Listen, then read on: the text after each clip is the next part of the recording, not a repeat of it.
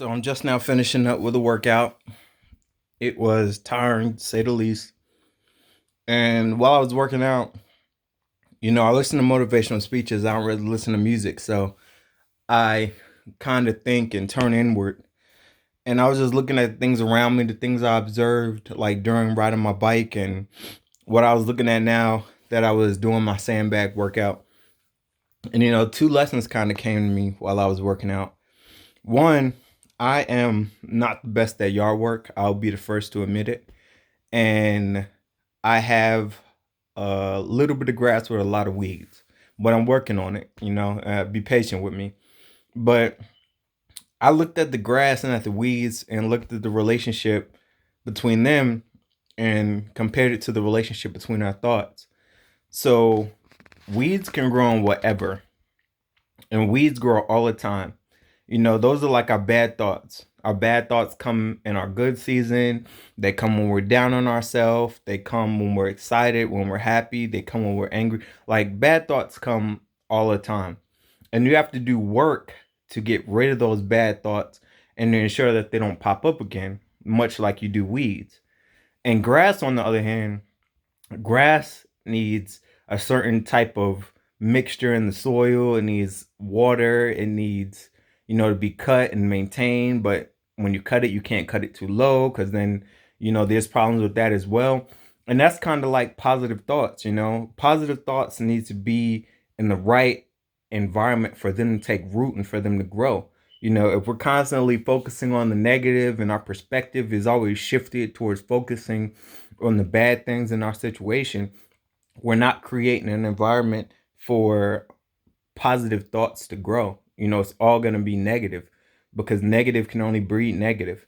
So, when we're out in the world and when we're out and about and we're not really focusing on, what we're thinking, we're kind of letting the monkey mind run the day.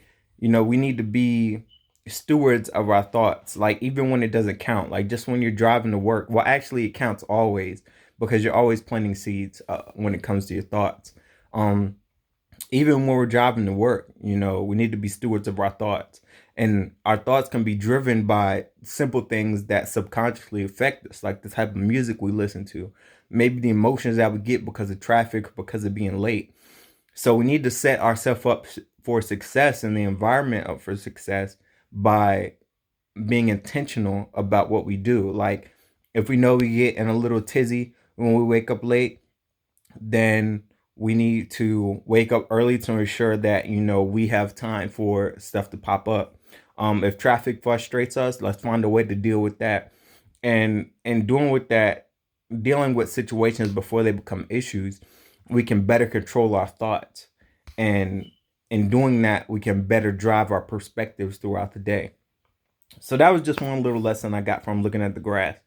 And then riding my bike, that was another lesson I got because before I actually went and got certified or trained to ride a bike. I know that's funny, ha ha ha, trained to ride a bike.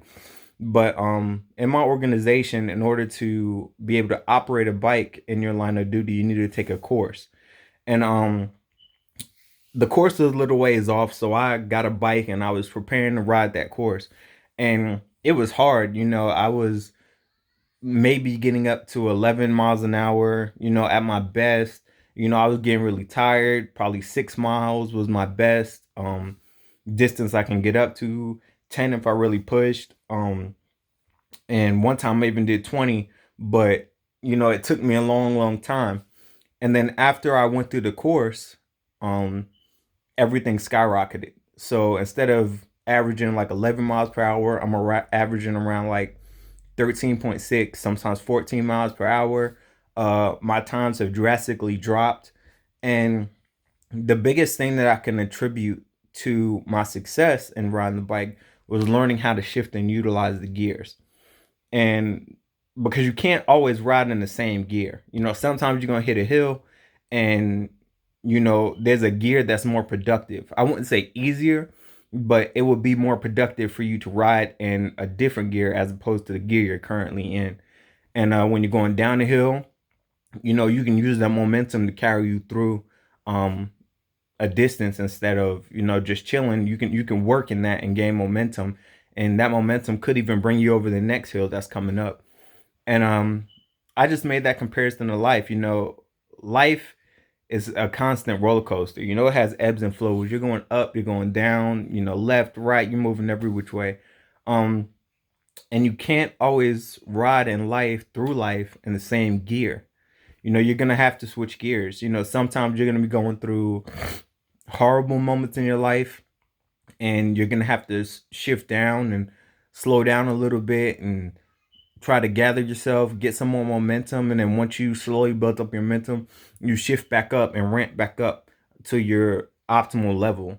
Because if you try to run optimally in all seasons, you're gonna get burned out. You're gonna get burned out, and then you're gonna get disheartened with your dream. So you got to learn how to shift.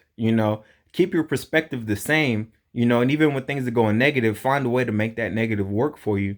But you have to learn how to shift gears throughout your different seasons in life.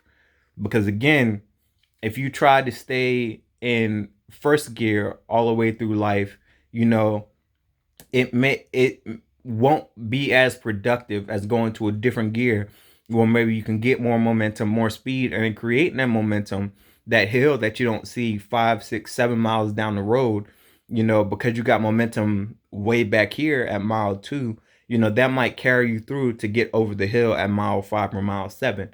It may not. You might have to shift back down, gather yourself, get back to the hill, and then use the momentum of that hill to carry you through.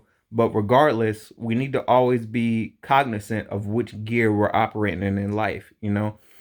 We can't just meander through life, aimlessly, just walking around. We got to be stewards of what we're doing and how we're doing it.